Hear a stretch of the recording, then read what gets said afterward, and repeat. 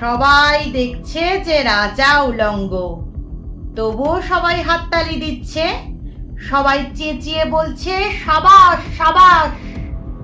কারো মনে সংস্কার, কারো ভয়, কেউ বা নিজের বুদ্ধি অন্য মানুষের কাছে বন্ধক দিয়েছে, কেউ বা পরান্নভোজী, কেউ কৃপা প্রার্থী উমেদার প্রবঞ্চক, কেউ ভাবছে রাজবস্ত্র সত্যি অতীব সূক্ষ্ম, চোখে পড়ছে না যদিও, তবু আছে, অন্তত থাকাটা কিছু অসম্ভব নয়।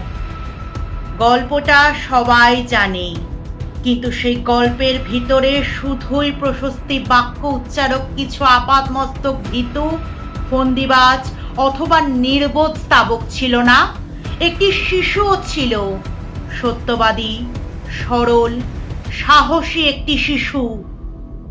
নেমেছে গল্পের রাজা বাস্তবের প্রকাশ্য রাস্তায়। আবার হাততালি উঠেছে মুহুর্মুহু, জমে উঠেছে স্তাবক বৃন্দের ভিড়।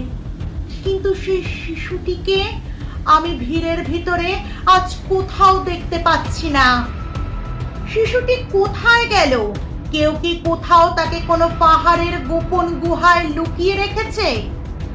নাকি সে পাথর ঘাস মাটি নিয়ে খেলতে খেলতে ঘুমিয়ে পড়েছে কোনো দূর নির্জন নদীর ধারে, কিংবা কোনো প্রান্তরের গাছের ছায়ায়? যাও, তাকে যেমন করেই হোক খুঁজে আনো। সে একবার এই উলঙ্গ রাজার সামনে নির্ভয়ে দাঁড়া। সে একবার এই হাততালির ঊর্ধ্বে গলা তুলে জিজ্ঞাসা করুক, রাজা, তোর কাপড় কোথায়?